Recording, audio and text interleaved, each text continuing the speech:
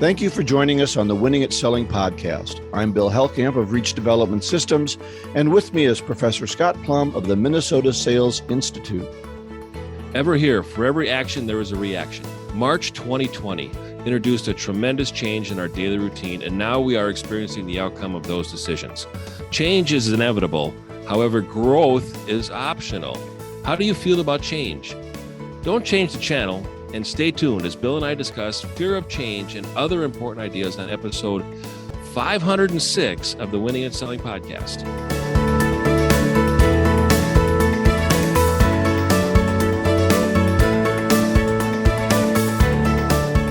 Well, Scott, this sounds like a good topic. And just as a note to the folks, April 1st was our 2-year anniversary. And doing the podcast, we celebrate our 100th podcast with guest, I think it was Ben Utecht. So you got it. Yeah. I don't want to go back and have another celebration, but I think it's nice to know that we've been doing this for 2 years together. We haven't killed each other. So that's right.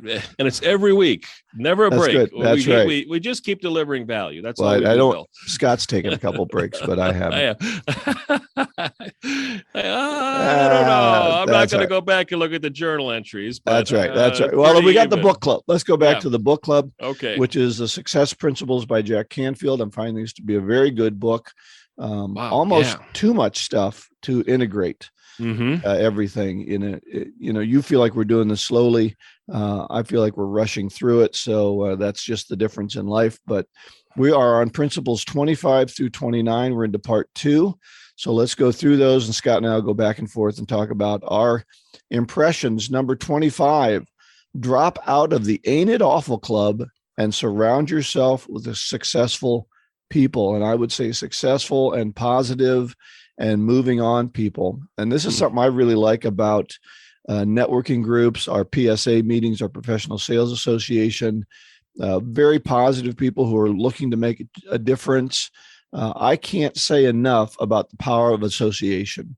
What you read, what you watch, what you listen to, and who you hang around with, even after hours, is going to have an impression on you. And if you hang around with sad sack people and you watch some of these TV shows that are out there, you're putting a lot of crap into your mind that just doesn't need to be there. Yeah. So true. And I think Charlie Tremendous Jones is the author of the quote, "You are the same person you are 5 years from now, except for the people you meet and the books that you read." Yep. So think about the impact and what you are admitting and into your life. I love the quote, "Never let anything into your life that you wouldn't let into your child's life." And the power of mentors is so important. And you get to pick them.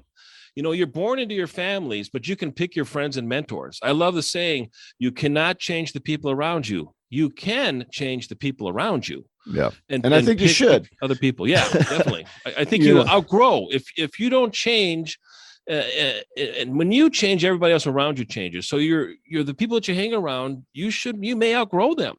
It was interesting. I was talking to a young man a couple of months ago, and he's from Minnesota, which is where Scott and I broadcast from. And he's one of the things I've noticed about Minnesota is people really hang on to their high school friendships, and they know these people. And he made the statement. He said, "I got to quit hanging around with my high school friends. They're really holding me back." Wow. And I think there are a number of people who they're still living in high school, right? If you watch Napoleon Dynamite, right? His uncle Rico was still living at that last football game that he didn't get to make the winning pass for. And I think there's a lot of people that was kind of a joke, but there's people that are still stuck way, way back in their lives because they're not looking at any future. Right. Well, some of them are. I'm grateful that I went to a private Catholic military academy, and I'm getting together with some of my high school buddies this Friday for a happy hour. And I graduated in 1984. So what is that? 33 years ago. I'm getting 34 years ago. I'm getting together with the gang again. And these folks, though, are business owners. I mean, I'm grateful to hang around them because we have like-minded topics that we talk about. And, it's not the fact that you went to high school with them. It's the fact that you've got to choose the people who aren't still stuck there. Right. Yeah. Yeah. Anyway, the power of mentors, they add, subtract, multiply, or divide. And I love the association of anchors or motors. They talk about this in the chapter. An anchor is going to hold you back. A motor is going to propel you forward. Yep. So think about the people that add, subtract, or multiply. Speaking of PSA, a shout out to Nolan Brickman. Sent me a LinkedIn invite the other day. I called him as soon as I received it. Had a delightful conversation about him committing to developing his sales team and committing to listen to the podcast every week. So really grateful for the invite to connect, and also grateful for letting Bill and I make an impact on your sales team and their future and future success. So thanks for that, Nolan. All right, let's move on to number 26. I'll let you start that one out. Okay. Number 26, acknowledge the positive past. I love this. Concentrate on the positive. I was just at a meeting this morning. We went around the room and we talked about good news, bad news. Not good news, bad news, but good news personal, good news business. And I got to be more conscious and intentional about really keeping track of the positive accomplishments that I accomplish every day. It seems like I'm held back by the negatives, and sometimes that's in chapter 25, is drop out of the ain't it awful club and really acknowledge the positive past. So I love a gratitude journal. I started a gratitude journal 1 year, and I didn't complete it, and I'm really wish that I would have. Well, it's amazing how powerful a negative event can be in our minds. Mm-hmm. I can still remember situations, some from grade school, some from when my kids were growing up, that I did something stupid. And it still, when I remember them, it still makes my ears turn red with embarrassment of how I acted in those situations. And so I think you have to intentionally write down these positive past experiences, or your brain will not let them come. I talk about positive reinforcement and how we talk to ourselves. And I believe in talking to ourselves out loud, because when I try to positively reinforce myself in my mind, I might say, Bill, you're really good at this, in my mind. And as soon as I say that, my brain will say, no, you suck. Wow. And so I need to say it out loud, because I won't add that second statement on there. And then I hear it and it becomes stronger in me. So really make a list you can refer to. I think most people undervalue their capabilities and overvalue the strengths of others. We see the strength in others and we applaud those. And all we can see in ourselves sometimes is our mistakes. Yeah, I've heard John Maxwell say one time, people judge us by our behaviors. We judge ourselves based on our intentions. And the intentions is that inner voice, Bill, like you talk about, and we need to be able to program that inner voice, and we need to have that mantra. And I think we've talked about this in past chapters. And one of the mantras that I think we need to really have is, you deserve it. And when we were raised, we never heard that. Our I did. I heard it all the time. Really? I didn't hear, you deserve it. You know what? I don't want to say, I think we can't make it negative. I mean, I think we hear a lot of negative. I don't want to say, when we say we all had this, I think we have to be careful. Sure. Because not everybody, I had a mix of positive and negative. We'll talk about this later when we talk about this complete the past stuff and clean up your messes. But we need to understand that we probably don't hear as much positive as we should. Very much. But it's really interesting because when our kids were growing up, my kids, we heard the positive movement, and we started to tell kids they were good even when they did bad. And I think that's just as harmful, because we teach them the wrong things. I worked with a group in theater for 10 years. And one thing they knew is when Mr. Hellcamp gave them a positive comment, they really did something. And it wasn't because I was trying to hold back, but because I didn't blow smoke on them either. Right. And I think that's as negative. We end up with a group of people who need to be positively stroked all the time, or they can't do anything. Right. So I think we need to be careful. Let's go on to 27. Keep your eye on the prize. He talks about doing an evening review. And boy, this is one I wish I could do. I always seem to just, fall into bed, read a book, and then I'm out like a light.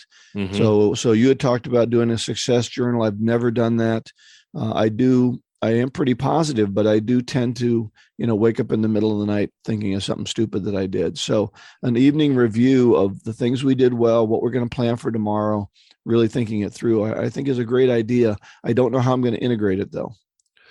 Yeah. Well, it's, you have another chance to go back and, redo it, and you just keep moving forward. You can't change the past, but you can change the future. And that's what I always do is, I got to pick up the phone. I need to talk to that person. I need to change the outcome of that conversation and just change what they remember about it. And that's really up to me. I think another thing that we need to be able to keep in mind, I think they talked about this in the chapter, is just really suspend some of our judgment and just listen and suspend judgment and listen and find out a little bit more about the intent behind the content, and not say that it's good or bad, but to really listen for the information. I always tell us when I was working with buyers on selling real estate, I said, let's go through the house and let's just suspend judgment. Let's just take all of the information in, and then we can take another look at it and look at, what do we like or what do we not like about it? But let's get all the information in. Otherwise, we're really discounting some potential and some opportunities there when we're applying judgment right away. Only going with first impressions. Right. Yeah. I think we do that to ourselves, right? We don't review enough. We think, oh, I messed that up, but we don't look at the positive things that might have happened as a result of that. What did I learn from messing that up? What did I get better at as a result, even though I didn't maybe get the sale? What did I learn from that? I remember the authors of Sales Jiu-Jitsu, they talked about that a lot, is going back over and trying to determine why you didn't get a sale is as important as why you did get a sale, and adjusting your behavior on that. So I think keeping your eye on the prize and that evening review can do that. I was really struck, though, when I started to think about this book and all success books, all these 10-minute things that we should be doing could fill my whole day. Exactly. Right. Okay. The evening review and the this and that and positive journal. And, by the time I'm done with it, I don't have time to do any work. So I think you got to be real judicious about which one of these things are going to be most valuable for you, and integrate maybe one or two at a time, not trying to integrate 5 different things. And that's what we're talking about in chapter 28. So there's a great line in chapter 28. If there's anything new that you want to add to your life, you've got to make room for it, which means psychologically, you need to make room for it, but also physically, you need to make room for it. Chapter 28, by the way, is clean up your messes and your incompletes. Yeah. So, yeah. What does that mean? Clean up your messes. What did he mean by that? The quote that I took away from that chapter is, when you don't complete the past, you can't be full and embrace the present. So you need to come to terms. And I think debriefing the past and going through it and going, what did I do well? If I had a chance to do it over, what would I do different? And to be able to learn from the lessons of our failures, because we learn from our failures. We don't necessarily learn from our successes because it worked. There's nothing really to debrief other than to recognize this worked. Let's continue to rinse and repeat and do this. Yeah, but I think the thing that I really took out of it is finish what you're doing and quit leaving a mess behind you. And if I look at my desk right now, I've got a ruler that I used yesterday that I didn't put away, a stack of business cards from the PSA meeting on Friday that I need to call people or reach out to them, a check stub that I need to put into my incoming file, a card, it's all these little things. And this is a challenge for me. And if I'm not finishing what I do, when I'm finished with it, put the ruler away. Right. When I get the card that I want to send to somebody, send the card to somebody. Yeah. Quit putting stuff off until it's stacked under your desk somewhere. And if I look at my office, there's piles of crap everywhere. And I was listening to a fellow speaker on Thursday, and he talked about just at the end of the day, everything should be tidied up. Right. Everything should be cleaned up and ready for inspection. He's a military guy. Sure. And have you put everything away ready for inspection? Well, if anybody were to inspect my desk, they'd slap me silly, right? Because I'm not getting enough done because I have too much. I can't even find my to-do list because it's buried under stuff on my desk. Yeah. So this one really spoke to me. Along with this other guy's message from last week, that I really need to start completing things 100%. And he's got the cycle of completion: decide, plan, start, continue, finish, and then complete, which means put everything away and get ready for the next task. So I thought this was a powerful message for me. Yeah. In chapter 28, they talked about the 4 Ds. I really like that. Do it, delegate it, delay it, or dump it. And I think that's something that I think we could all apply too. And touch that piece of paper one time and finish it off. Don't open your mail unless you're ready to do something with it. Yeah, like you and me, my piles are all off camera. So anything off camera, there's a pile. Doesn't really exist. That's right. Right, That's right. exactly. All right, number 29. We're going to run out of time for our topic here. Yeah. Complete the past to embrace the future. And he talked about releasing the past and have joy in the present. He had a total truth process and a letter. You talked about something that you didn't really apply to you before. I have a value.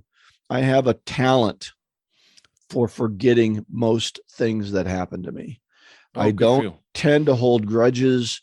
I don't hold on to the past. I have a sister, God love her, to use President Biden's term, God love you.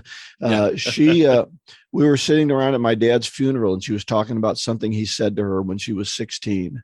And I thought, let it go. Right, he was an imperfect man, as I am, as you are. You're no paragon of virtue. Let go what somebody said to you or did to you 30 years ago. What that high school teacher said to you when you were 16 just doesn't apply to you anymore. Right. And so I think I have that talent, but if you don't have that talent, I think this chapter might be very good for you. It is a good chapter, and they do have some great advice. The tapping, I think, is an interesting concept. I don't know that I would really apply that and apply truth to that. I don't know that would really take an effect on me.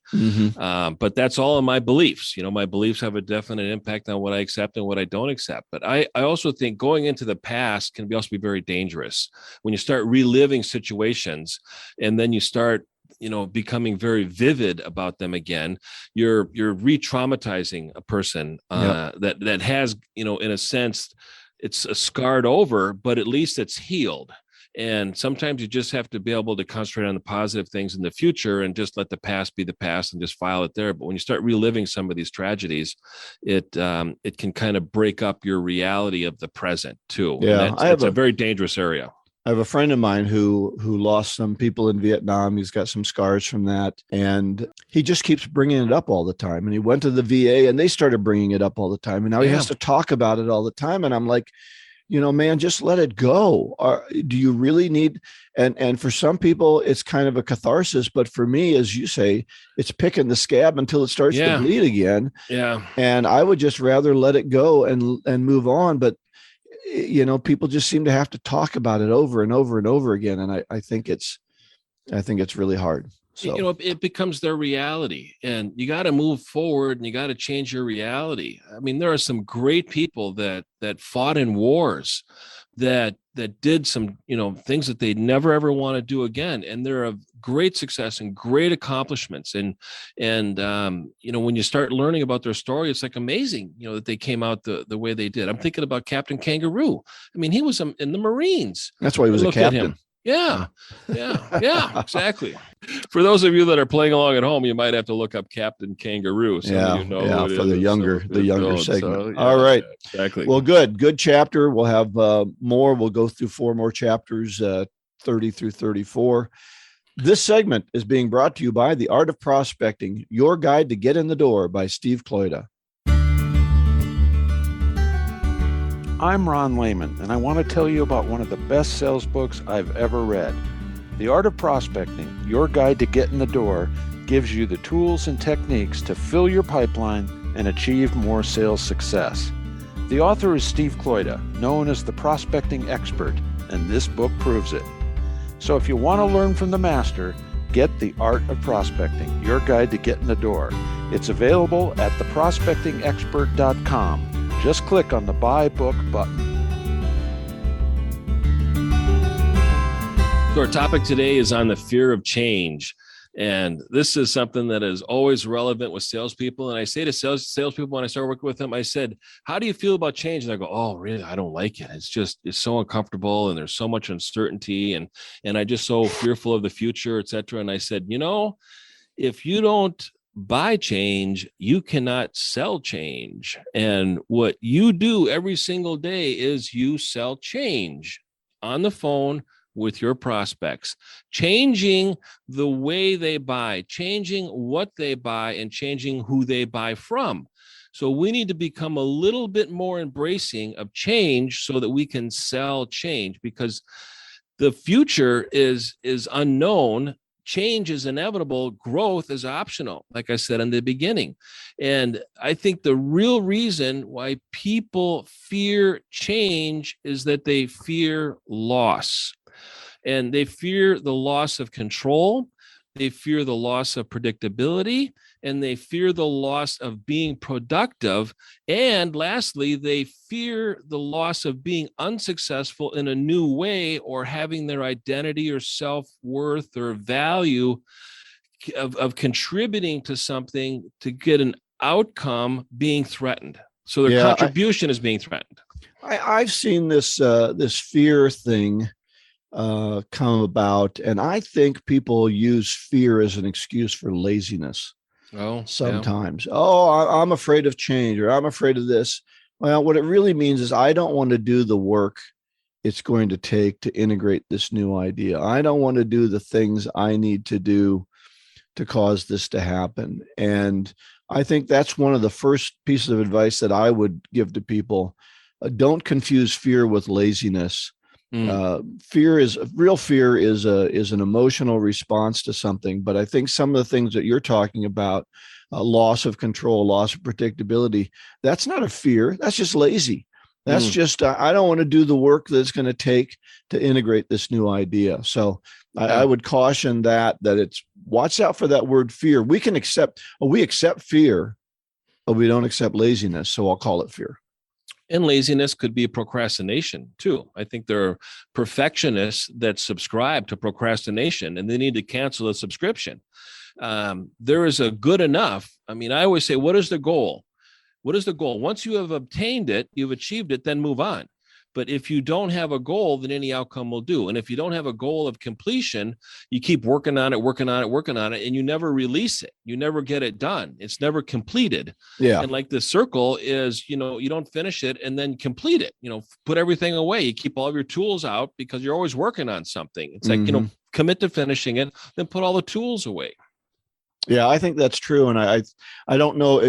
Sometimes it's not perfection that causes us to do that. It's looking at the shiny object or thinking, not being able to stay focused long enough to actually do everything. So we've got 3 projects on our desk, and I talked about that earlier. I've just got too much stuff sitting around, and it causes me to get distracted. So I see this thing on my desk and think, while I'm in the middle of one project, I think I gotta do that, and maybe I pick it up and play with it for a little bit and then don't finish that either. So having too many things out there can cause us to feel that there's too much going on, and changes like that too. There's just too many things happening that I can't adapt myself to. So I'll drop into this fear issue. I think for me, one of the things I have to watch out for with a change is not overreacting at the first thing that I hear. Sometimes I'm a generally emotional person, and so when something happens, we're driving and my wife says, "Turn here," right? I tend to overreact and just do it rather than think through, why does she want me to turn, or what are going to be the repercussions of that? So I think when we think about change and something is thrown at us at a change, and that's often what companies do, they don't investigate, they just throw it at us. Don't overreact. Try to think about the repercussions. Think of it like a chessboard. What are a couple of moves that I'm going to have to make down the future in order to make this change work for me? Yeah. I think a great approach or mantra or belief to incorporate is to announce an implementation of a new way, a new system, a new process, procedure, whatever it is, and saying, we're going to implement this starting now, and we will change appropriately. And to at least initiate the action and know that you can determine the future by the decisions that you make today. You can't go and change the past, but you might realign the direction. You might realign the way that you're attacking the problem or the situation accordingly. But based on more information that you get, you will adjust accordingly. And that's how I think salespeople need to stay relevant to today's marketplace, and sales managers need to be in touch with what's going on in today's marketplace so that they can incorporate that into the culture of a company, so that the salespeople can can maintain their relevancy. Bill, has a seasoned salesperson ever called on you and they're using it? If I could show you a way, and it's like, okay, all right. And I'm going to listen. And then I go, does that really work? Well, no, not really. And I go, well, why do you continue to use it? Well, that's what my sales manager taught me, so that I should be doing. I go, well, I think you need to change it because you're not going to get a different result if you don't change the process that you're going through. Well, I think for most people who initiate change, they don't recognize that it's a heck of a lot easier for them to initiate change than it is for the person who didn't think of it. Right. So the boss says, we're going to do this new thing. And you never talked to me about it. You never asked me about it. And so you and the other bosses have been talking about this for 6 months and you had a chance to integrate it. Now you drop it in my lap and expect me to make a change in 2 hours. Right. And so I think you need, when you're the person, the change agent, and use the example of the salesperson, recognize that this change is harder for your client to make than it is for you because you thought of it. Right. Now you're bringing this new idea to them and they need to think about it a little bit and have questions answered and integrate that change. So when you have a change, give yourself time to integrate it. Don't overreact, but then also recognize that your customers, they may need a little bit of time. If they've been doing something in one particular way, they got relationships set up with other vendors. This is a big change for them. Right. Well, and help them go through the process of talking to their existing vendors on how they're going to separate their relationship or change their relationship or cancel an agreement. And when you're working on coaching your clients now because they made a commitment to you, then it makes it a lot easier for them to be able to go through that process and not have all of the uncertainty or the hard feelings that they think are going to happen and, cutting somebody loose. And then they feel more prepared. And I think that's the essence of change is the more prepared people are, the easier it is for them to go through the process, Bill. Yeah, I think you're right. That preparation. And that's part of what salespeople do in answering the questions. Why should I do this? Why now? Why you? Why is your company better? All those are questions that have to be answered to help your client, your prospect overcome this change, because the value has to be greater than the price of change. Yeah. So not only do I have to show value, I have to show value that overcomes the change issues that these people have to deal with. Yeah, I just want to summarize the 4 steps of change just so people can get this all into context. The first step is awareness. You're scratching your head. You're just saying to yourself, you know what, there's just got to be a better way. And you ask yourselves, what am I doing that I know that I should not be doing? And what am I not doing that I know that I should be doing? And that's an emotional decision. That's self-awareness at this particular step. The next step is you get the information. You get the knowledge. You listen to a podcast like ours. You watch a webinar. You read a book. You go to a blog. You watch a webinar, etc. You get that information. You believe that information will work. And then the third part of that step is that you have to really truly believe that you deserve a better life and you deserve better results. If you don't answer that question affirmatively, then you're not going to get to step 3, which is the application of the new content, the new way of doing things. When you apply something new, you're going to get a different result. And once you do that over and over and over again, then you start to internalize the new process that you've adopted and you get a different, better outcome every single time.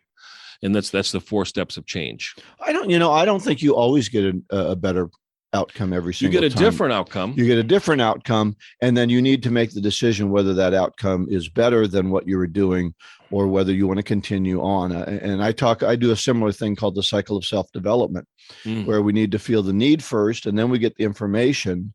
And then the real hard part is the integrating that information in what we do, doing something different, and then judging whether that's valuable or not. And I think the big mistake people make when they try something new or try to make a change is that they don't have anybody to go back to and say, hey, this didn't work for me the first time. Is there something I could do better? And I think that's the mistake we made. And that's the value of coaching. It's the value of having a long-term training process so that when I integrate something and it doesn't quite work, I don't just jettison it. Right. I try something, I try to find a way to make it work for me and see if I can make it better. Something I want to talk about, I'm in the middle of How to Stop Worrying and Start Living. Dale Carnegie's great book, his second book. So I wanted to talk about something for those who are really afraid of something or dealing with fear or fear of change. He's got a 3-step process that he talks about. And I found this invaluable in helping me overcome those moments when I had to deal with something negative or a change, which can feel negative. The first step is, what's the worst thing that can happen? Mm-hmm. So maybe I could get fired, or maybe I could, my car could get repossessed, or, there's something big that can happen, right? What's the very worst thing that can happen? Now, can I deal with that worst case? If I got fired, could I get another job? If my car got repossessed, could I find another way of transport? Okay, I can figure out a way to deal with it. And then step 3 is, now how can I make it better? How can I change the situation? But I usually can't do something when I'm in a fear cycle. I can't think and I can't act well. I sometimes get totally paralyzed. And so when I have to deal with the worst case and understand that I can recover from that worst case, then I can think it through and start to make it better. So 3 steps: what's the worst that can happen? How do I deal with the worst case? Can I deal with it? And then how can I make the situation better? And I think that's a great way to overcome fear. Mm-hmm. Yeah. Great stuff. Great content, Bill. You have some great advice. So we have some resources, Scott. I know you have a resource out there. Yeah, I'm going to share a blog called Self-Forgiveness Begins with Others, and you can find that at the show notes. And Bill, what is yours? Mine is a blog as well, Control Your Fear. So it'll probably have some of these same things we talked about and some other ideas in it. Good reinforcement. You can find that at winningatselling.com. Let's wrap up with our golden nugget. This is also from Dale Carnegie. Inaction breeds doubt and fear. Action breeds confidence and courage. If you want to conquer fear, do not sit home and think about it.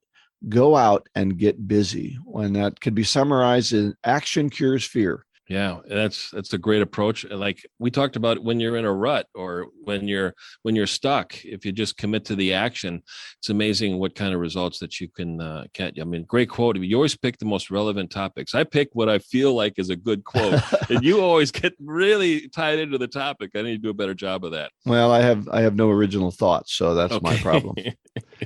Some of our upcoming guests, we have Anthony Iannarino coming back. Big deal. And he'll be releasing our episode on April 25th. Amy K. Hutchins and also Dale Merle from the Franklin Covey Corporation. So stay tuned for some of our great interviews. Yeah, new book coming out on sales from Franklin Covey. So next week, The Art and Value of Following Up. And our book club is The Success Principles by Jack Canfield, Principles 30 through 34. Go out and get better one skill at a time. Joyful selling.